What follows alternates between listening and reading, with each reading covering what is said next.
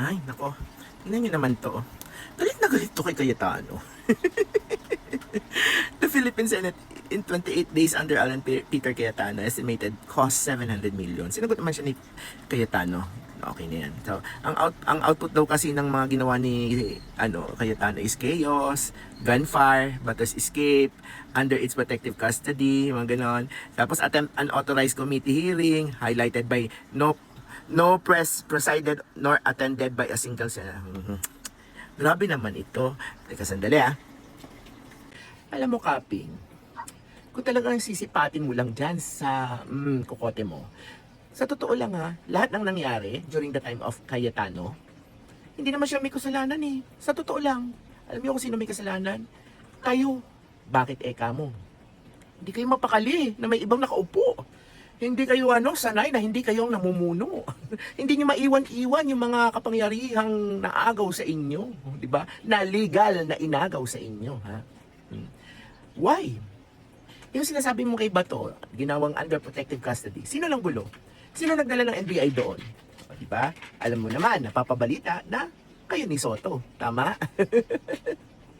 At kung ano-ano pa yung hearing na yan, o, di ba? Nag-hearing sila dyan tungkol sa 18 Marines. O, sino hindi umattend? Di ba? Sino ang nagdadrama-drama na bogus yung hearing na yon? ASP naman talaga si Cayetano. Kayo talaga. Tapos ano pang binibintang nyo sa kanya. Pero sa totoo lang, lahat yan, kayo ang may gawa. Dahil takot kayong maugawan ng candy. Alam niyo, sa totoo lang ha, kaming mga taong bayang, taka sa inyo, sa mga aksyon ninyo. Kasi maalala nyo, nung inagaw nyo yung pamunuan kay Chis Escudero, hindi naman ganun nagmarikoryo ang mga DDS senators di ba? Parang wala naman ako nabalitaan na agad-agad gusto nila yung kapangyarihang kunin, di ba? Inayaan lang naman nila kayo. Oo, opposition sila. Siyempre, trabaho nila yun na mag-balance and check. Pero hindi sila nagmarikoryo ng katulad ng pagmamarikoryo nyo. Bakit ba? May nagagalit ba? Naagawan kayo ng candy? May nagsasabi ba sa inyo, bakit yung pinabayaang maagawan kayo? Dapat kayo ang namumuno dyan. May ganun ba? Kaya parang aligaga kayo, ay dapat babalik sa atin, dapat hindi natin pabayaan yan, dapat makuha natin ulit. O baka naman may itinatago kayo na ayaw niyong mabuklat nila. Ay, ano ba talaga, Kaping? Tapos, ano yung pinagsasabi mong output, Kaping?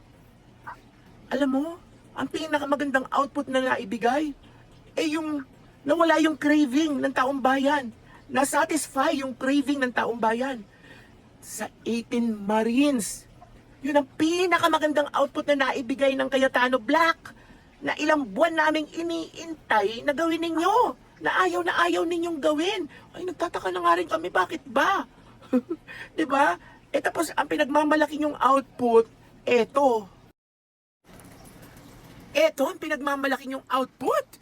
Si Waling Waling. Wow, in all fairness, mabango, maganda siya. Pero sabi nga dyan, thank you so much for urgently approving the Waling Waling, the national orchid of the Philippines. Hindi na po maghihirap ang Pilipinas. Diba, sarkasam yan? Nakuha? Kaya nga diba, nandiyan na naman kayo. Sana kasi sa susunod, pag may craving yung taong bayan na pinagsisilbihan ninyo at hindi si Waling-Waling, sana naman asikasuhin ninyo. Kasi nagawa nila hindi nyo nagawa. Diba? Ano ba talaga? Saan ba talaga kayo nagsisilbi? Sa kagustuhan ng taong bayan o sa kagustuhan ng handler nyo? Diba?